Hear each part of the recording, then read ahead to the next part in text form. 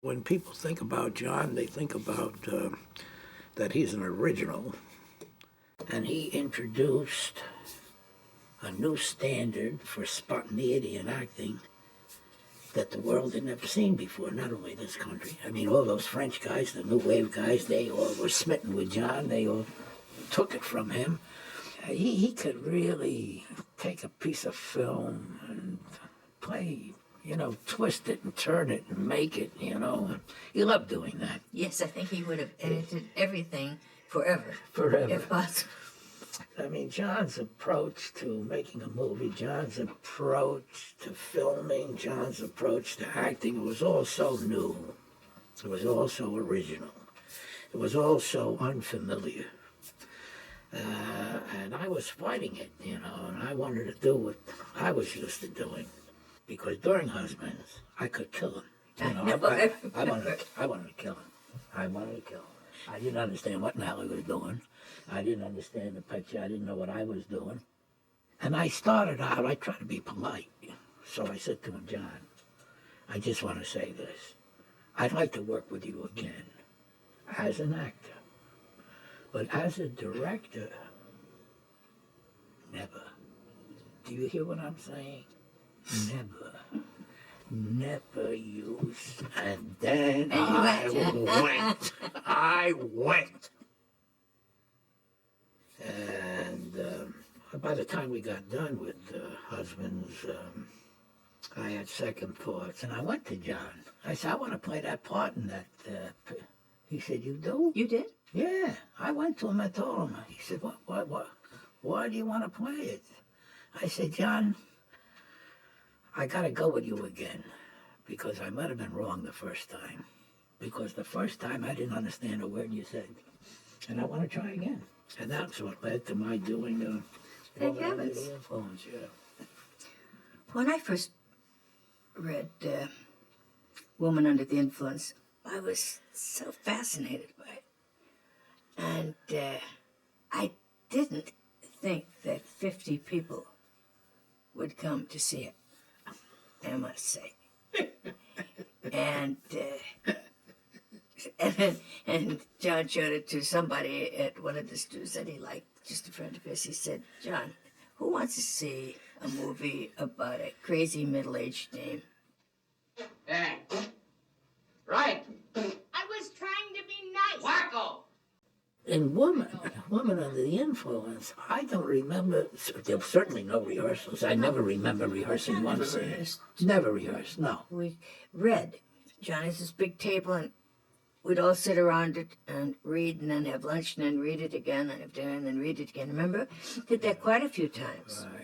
Right. And nobody was giving a performance. You hadn't had time to really study it that well. And he wouldn't let us ever talk to each other about our character or what we thought about the way so many people study. So it was, I liked that very much because you had no idea what was going to happen. Right. It just happened, and it happened on film, whatever it was going to be. And that was, I found that thrilling. You never had no idea what was going to happen. That's so true. I remember the first day of the shooting and the first scene. And I was in a pickup truck, and there were some other workers in the truck.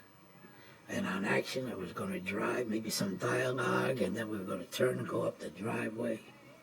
You know, the first day on any film, a little something, a little stomach, there's a little anxiety, a little nerves there. So the guy says, all right, quiet. Quiet. We're going to shoot. Camera. Action. Wait a minute. It's John. Wait a minute. And I look through the windshield, and he's running toward the truck. So what the hell is going on? I'm sitting there. Here's the wheel. And the window is open. He comes into the window, and before I knew what happened, he took a hat and he put it on my head. That working man's hat, that blue, terrific hat. That hat was so right. It gave me character, it gave me color. It was fantastic. And he jammed it on my head, and then as he was turning away from the window, he yelled, "Action!" Now the camera is rolling, and that's how you start.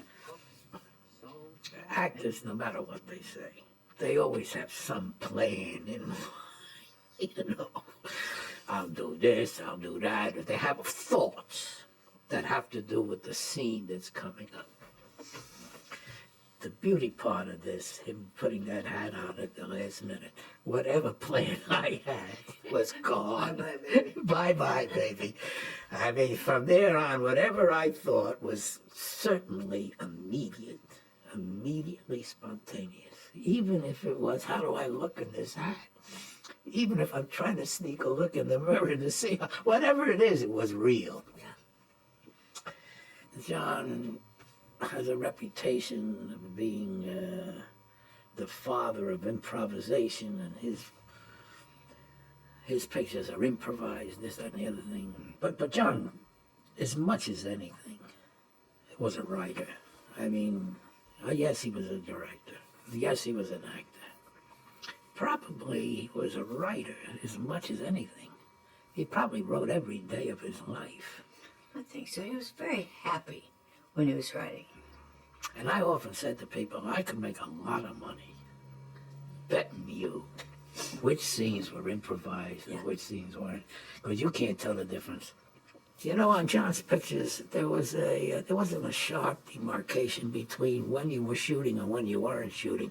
And sometimes you would be shooting, you didn't even know it yet. Somebody would say, "Hey, we're shooting." "Oh, we are? Oh, okay." And I didn't know we had started.